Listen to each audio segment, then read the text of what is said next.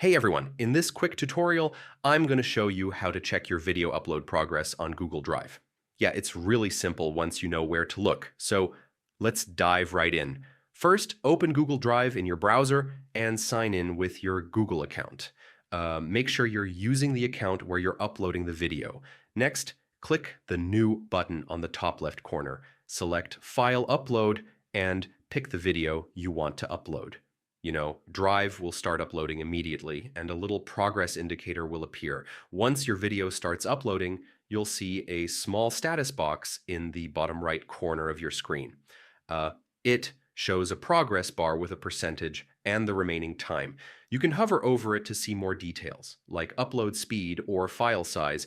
Also, if you go to My Drive, you'll notice the video icon appears with a small upload symbol. Yeah, you can click on it to see the upload status in more detail, and it updates in real time. And that's pretty much it. That's how you can keep track of your video uploads on Google Drive.